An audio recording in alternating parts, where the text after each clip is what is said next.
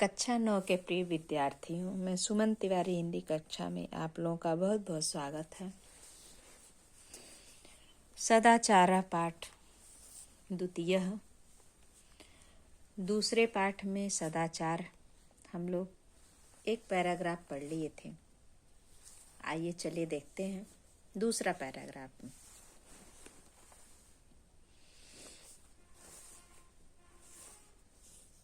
एको अपि पुरुषाम महान्तः अभवत्। एक का अर्थ होता है जो, को अपि यानी कोई भी, पुरुष, महानतम अभवन ये कोई भी, जो कोई भी पुरुष महान हुए, ते वे संयमेन सदाचारेणैव उन्नतिः गता। ये जो कोई भी पुरुष महान हुए वे संयमेन यानी संयम से, सदाचारेण सदाचार से ही, उन्नति को गताम यानी प्राप्त किए। यानी जो भी पुरुष महान हुए ये सभी अच्छी उन्नति को कैसे प्राप्त किए? सदाचार से ही, संयम से ही, सदाचार से ही उन्नति को प्राप्त किए। यानी अच्छे हुए, महान हुए, सदाचार से ही हुए। यह जनः नियमेन अधीते, अधीते का अर्थ होता है अध्ययन करना। यम का अर्थ होता है जो, नियमेन जनः यानी व्यक्ति, मनुष्य। ये मनुष्य नियमेन यानी नियम से, अधीयते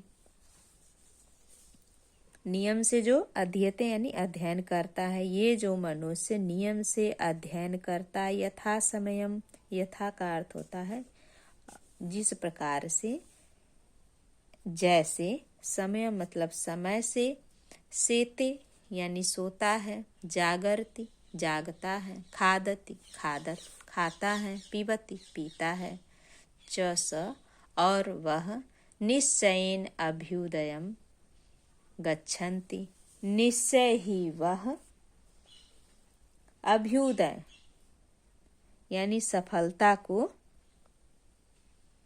प्राप्त करता है।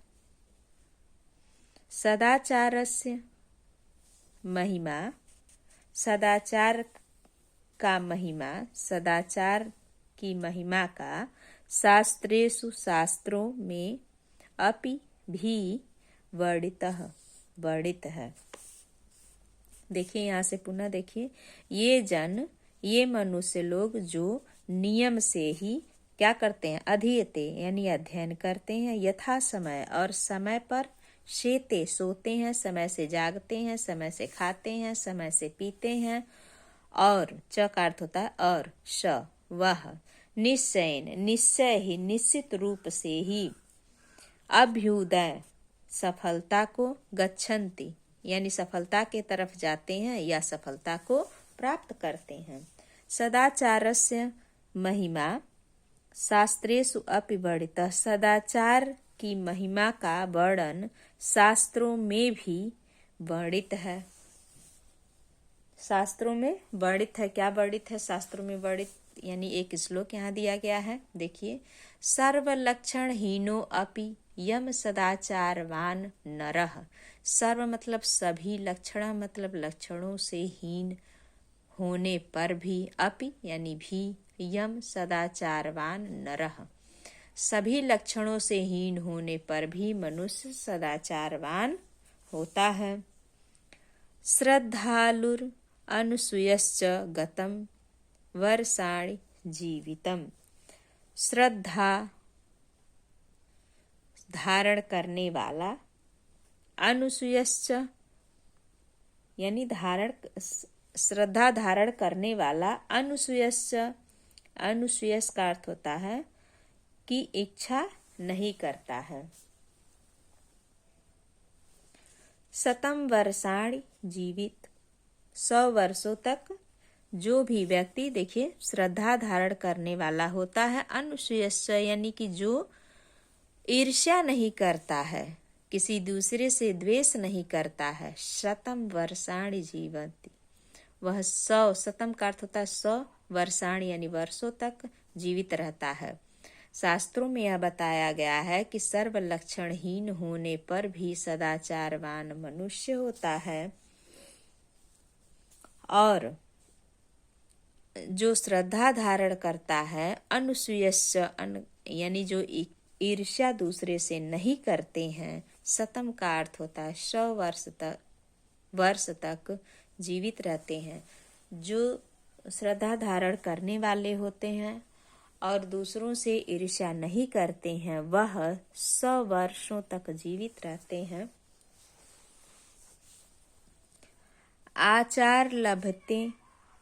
आचारा लभते, आचरण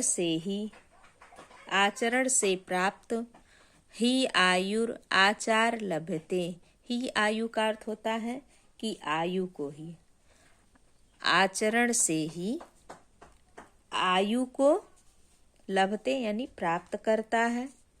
श्रियम, और सदाचार से ही, अच्छे आचरण से ही श्री यानी लक्ष्मी को प्राप्त करता है, लक्ष्मी यानी धन को भी प्राप्त करता है।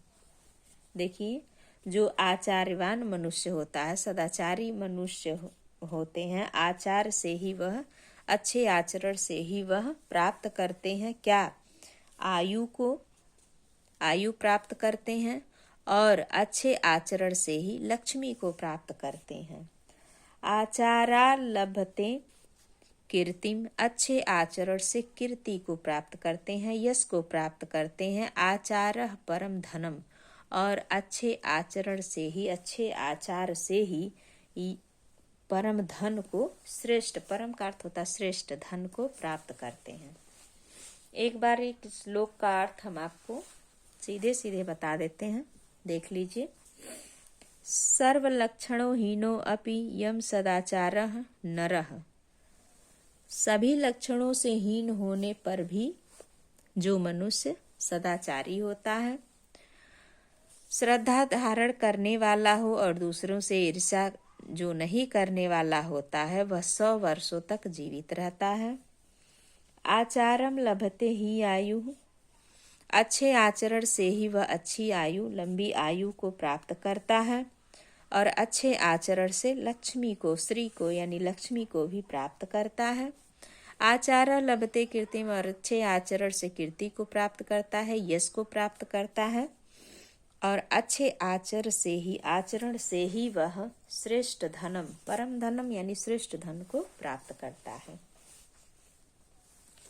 अतएव सदाचार सर्वथा रक्षणीय, अतएव यानी इसलिए सदाचारी सर्वथा सदैव ही रक्षणीय, रक्षा करनी चाहिए, इसलिए सदाचार की सदैव हमेशा ही रक्षा करनी चाहिए। महाभारते अपि, महाभारत में भी, अपि का अर्थ होता है भी, महाभारत में भी सत्यम एव उक्तम यत अस्माभिः, सत्य ही कहा, उत्तम यानी कहा गया है, यत यानी कि, अस्माभिः हम सभी को, सदा चरित्रस्य रक्षा कार्याः, सदा ही अपने चरित्र की रक्षा करनी चाहिए। धनम तु आयाति याति च, धनम तु, धन तो आयाति आता है, याति च और जाता है, याति यानी जाता है।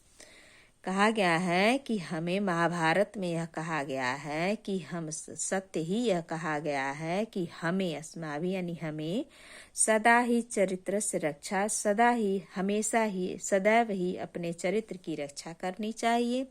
धनम तु याति आयाति याति, धन तो आता है और चला जाता है।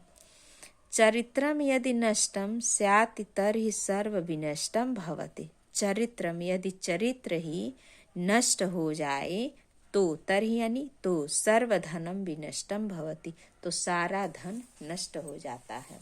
महाभारत में कहा गया है कि धन तो आता है और चला जाता है, लेकिन चरित्र एक बार नष्ट हो गया तो सब कुछ नष्ट हो जाता है। देखिए श्लोक है, वृत्तम यत्नेन रक्षेत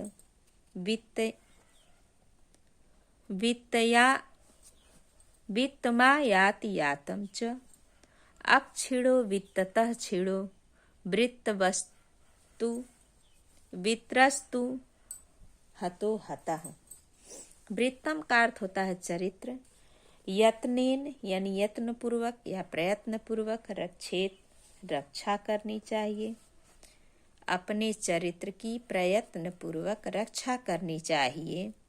वित्तमा याति याति च, वित्त का अर्थ होता है धन, अयाति वित्तम और अयाति, वित्तम धन तो आता है और च का अर्थ होता और याति चला जाता है, धन तो आता है और चला जाता है। अक्षिणो वित्ततः क्षीणो, क्षीण नहीं होता, क्षीणो का अर्थ होता है अमाने नहीं, क्षीणो मतलब नहीं होता है, यानी क्षीण नहीं होता है। वित्ततः यानी धन से, क्षीणो यानी हीन, वित्तस्तु हतो हतः, वित्तस्तु यानी चरित्र से नष्ट हुआ, हत का अर्थ होता है नष्ट और हतः मतलब होना, नष्ट होना।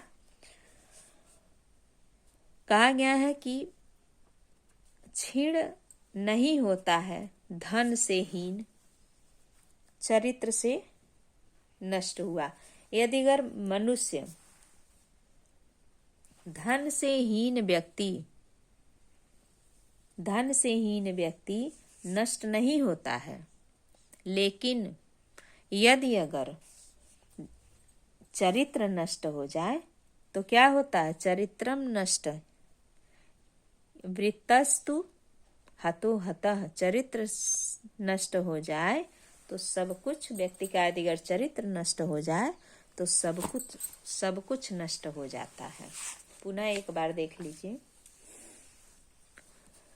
वृत्तम यत्नेन रक्षेत, हमें यत्न पूर्वक चरित्र की रक्षा करनी चाहिए, हमें चरित्र की यत्न पूर्वक रक्षा करनी चाहिए। वित्तम या अयाति याति च, धन तो आता है और याति यानी चला जाता है। अक्षीणो, क्षीण नहीं होता है, वित्ततः क्षीणो, धन से हीन, धन से हीन यदि अगर व्यक्ति हो और उसे धन ना हो उसके पास, तो उसकी व्यक्ति नहीं कमजोर होता है, व्यक्ति नहीं क्षीण होता है, लेकिन चरित्र नष्ट हो जाता है।